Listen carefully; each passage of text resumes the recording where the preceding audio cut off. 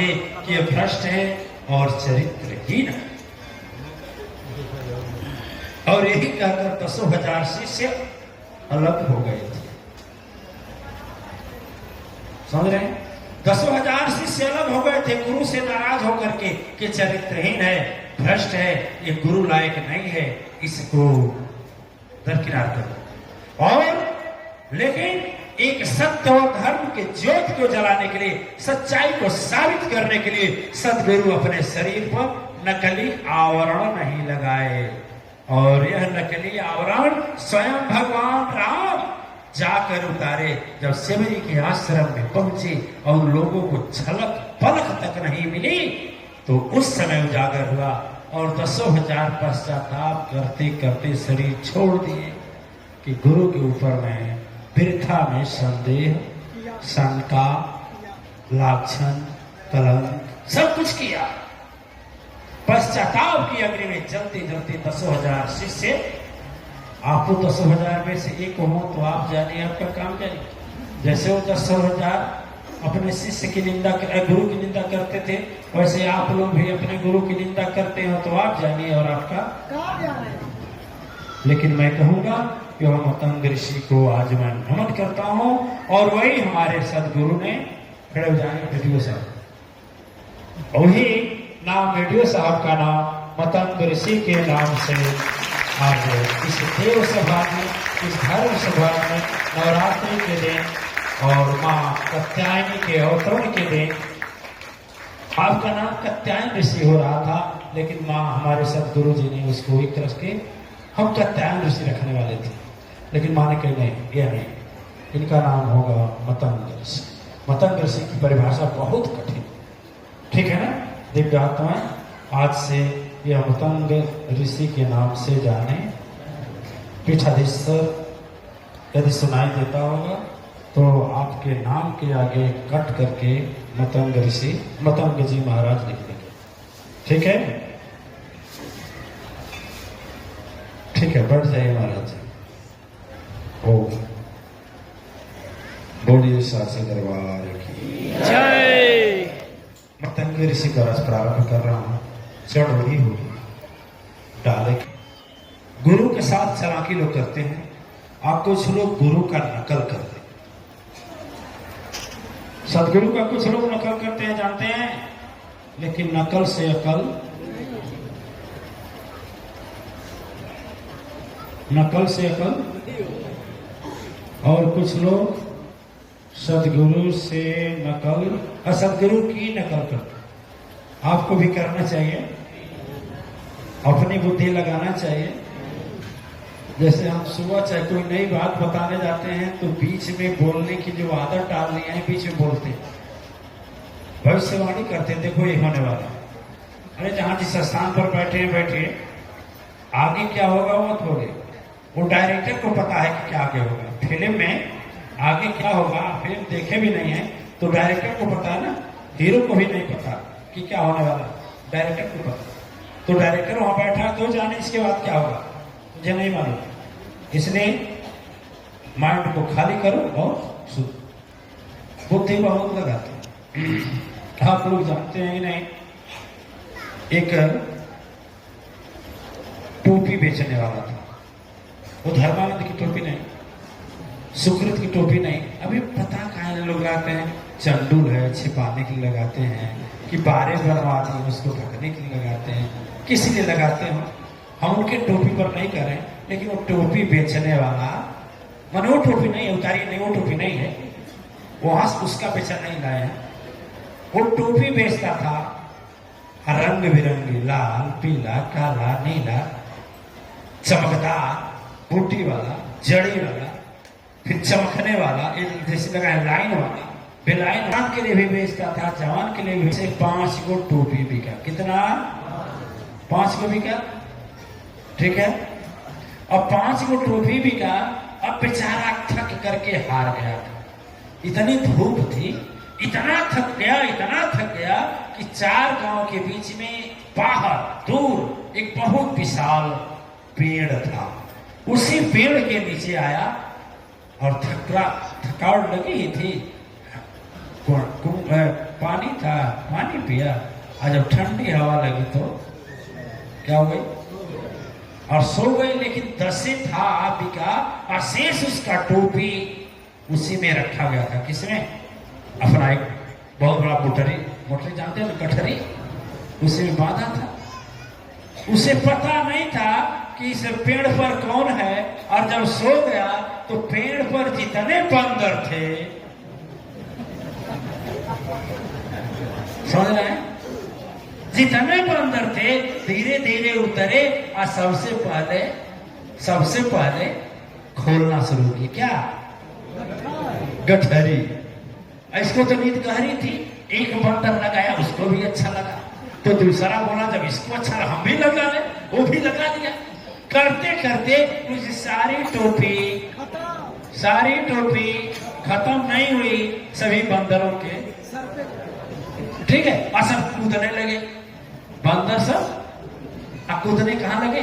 डाल पर। वो उसको देखता था, उसको देखता। इसकी नींद खुली, देखा कि जिस समय बांधे थे वही बस बचा है, और टोपियां कौन खरीद ले गया। जब इतना सोच रहा है दाएं बाएं, तब तक दो बंदर अपने में झगड़ा किए। देखा ऊपर कि सारे बंदर टोपी लगाए हुए हैं, कोई बाकी।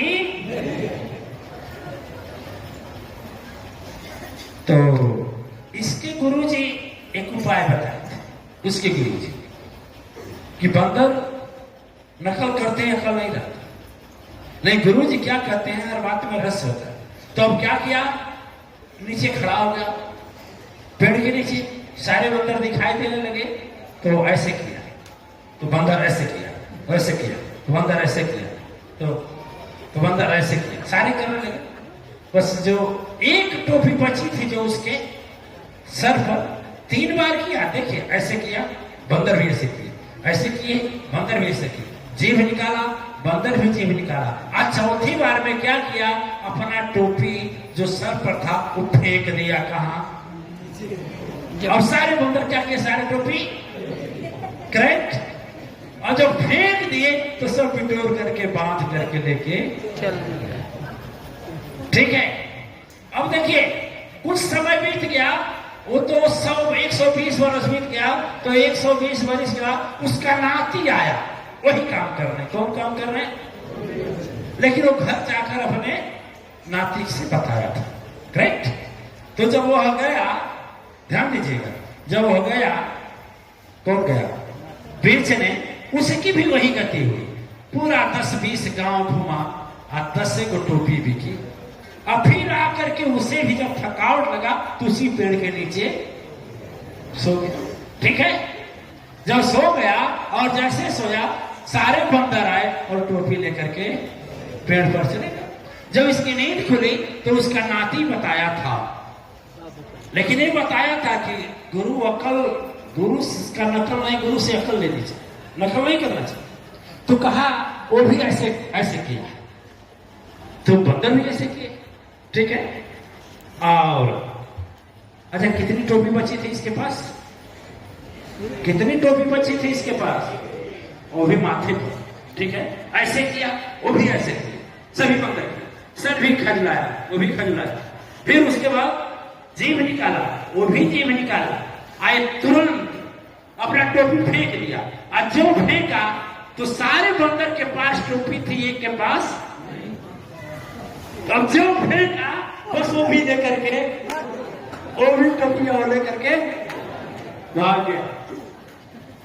तो बोला, बंदर कहा कि जी हमारे दादा तो बताए थे, कहा तुम उसके नाती हो ना, तो हम भी उस बंदरा के नाती हैं। वो भी हमको बताया था कि गलती मत करना, यदि ऐसे करना, लेकिन फेंकना मत। फेंक दोगे तो लेकर के, जैसे तुम्हारा बाबा बताया कि यदि फेंके तो 3 बार नकल करना, उसके बाद फेंक देना। तो हमारा बाबा भी बताया था, खबरदार से यदि ऐसे फेंके तो वो भी लेकर भाग जाना, तुम अपना मत फेंकना। देख आता, जब सदगुरु की हम नकल करने लगते हैं, चालाकी या बनी लगाने लगते हैं, तो वहीं से हमारा विनाश होता है। सदगुरु कैसे करते हैं? वह नकल मत करो, नहीं तो जो टोपी बची है ना वो भी है ले लेंगे दुनिया वाले, वो भी बचेगा नहीं, वो भी तेरे पास नहीं बचेगा। इसलिए सदगुरु की नकल नहीं करना चाहिए, समझ में आ रही है? और अपनी बुद्धि भी नहीं लगाना चाहिए।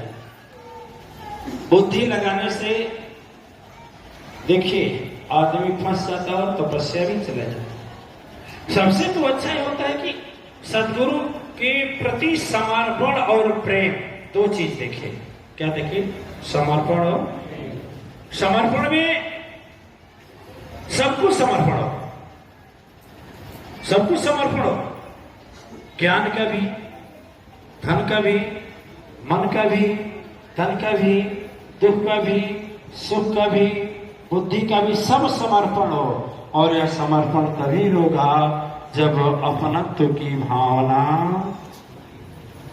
संसारी रीत में देखिए, प्रथम दिन दो अजनबी पति और पत्नी मिलते हैं, दोनों अंतर नहीं रहता। उसका सारा संपत्ति उसकी है, उसकी सारा संपत्ति पति पत्नी को समर्पण कर देता है और पत्नी पति को समर्पण कर देती है। चाहे कान का कुंडल हो, चाहे गले का हार हो। करता है नहीं करती है? करती है नहीं करती है? वैसी भावना होनी चाहिए। लेकिन थोड़ी देर के बाद जब कुछ समय जैसे जैसे बीतता जाता है, पत्नी वही रहते हैं, लेकिन मन में थोड़ी दूरी बनती है।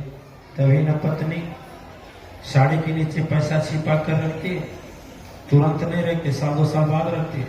जब घर की स्थिति देख लेती है तो खाने वाला भी छिपा कर रखती है, क्या पता ले जाकर पी जाएगा तो नहीं है। और घर जाना है और घर में भतीजी की शादी है और 5 रुपया देगा तो 5 रुपया हम क्या करेंगे? पहले से चोरा कर रखेंगे तभी ना। और जो पहले समय में मिलन रहता है, जिस तरह से दो अजनबी मिलते हैं, उतना प्रेम की संपूर्ण जीवन चले।